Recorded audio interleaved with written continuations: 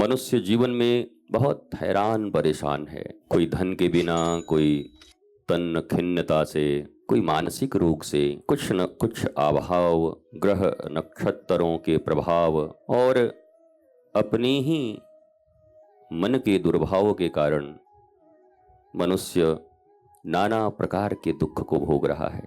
भगवत स्थली, गुरुद्वारा और तीर्थों में संत, महंत, साधु, ऋषि, मुनि, सज्जन, साधक, सिद्ध, सुजान, गुरु, सद्गुरु, इन सब के पास मनुष्य अनंत शांति, प्रेम और आनंद खोजने जाता है। पर आदमी का चित्त बड़ा चंचल है। जैसे बाजार में दुकानों पर सामान खरीदने जाता है, तेल, साबुन, पेस्ट, वैसे ही सोचता है कि भगवत द्वार पर, गुरुद्वार पर संत, ऋषि, मनीषी, महर्षि, ज्ञानी, सुधीजन के द्वार पर भी उसे ये वस्तुओं की तरह प्राप्त हो जाएगा।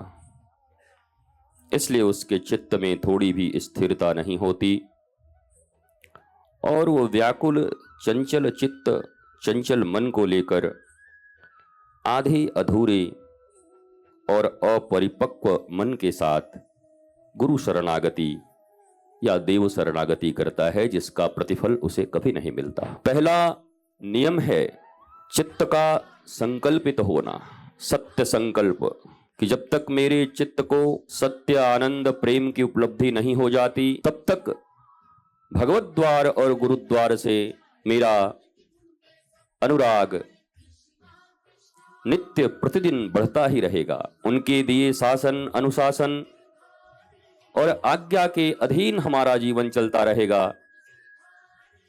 यह संकल्प होने पर ही मनुष्य अपने जीवन में दर दर की ठोकरें खाकर की भी जो कुछ नहीं पाता, ज्ञानाभाव के कारण, मनुष्य अर्थाभाव के कारण बहुत दुखी नहीं है। मनुष्य के समस्त दुखों का कारण उसका ज्ञान का अभाव है। समझ, बोध, प्रबोध वह बड़ी कच्ची, अधूरी, जिसके कारण मनुष्य चंचल होकर हर समय आह्लाद से दूर रहता है। इसलिए जब किसी मनुष्य को आनंद, प्रेम और शांति की अभिप्सा, अभिलाषा, अपेक्षा हो, तो सर्वप्रथम उसके भीतर समर्पण का होना पूर्ण आवश्यक है। समर्पित मन के बिना, समर्पित चित्त के बिना और समर्पित इस शरीर के बिना भी, कई बार शरीर तो समर्पित होता है पर मन दूर रहता है, चित्त कहीं और जुड़ा रहता है। और ये शरीर को साध कर रखने का एक ही उपाय है। शरीर का मालिक अभी मन बना बैठा है। मन तुम नहीं हो, तुम्हारा मन यहां बिठा कर रखा है। तुम्हारा मन अभी हो जाए तो ऐसे ठेंगे पर करके पता नहीं कहां चलते फिरोगे, अधर्म के पथ पर, अधर्म के रास्ते पर, कब कहां निकल जाओगे, कोई ठिकाना नहीं। इसलिए इस मन को साधने का सबसे श्रेष्ठ स्थान कहां है? बोला गुरु स्थान है।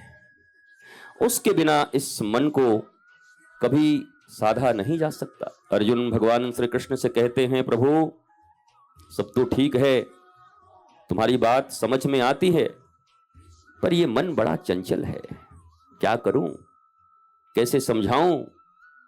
भगवान ने कहा, बस इतना ही समझा कि जो कृष्ण कहें इतना सुनना है, बाकी हम समझा लेंगे, बाकी कम हम करा लेंगे। तुम्हें तो बस एक ही बात मन को समझाना है। क्या? जन्म जन्म से दुखी, जन्म जन्म से तकलीफों में गुजरता हुआ आज भी तू डिप्रेशन में है, तनाव में है, दबाव में है।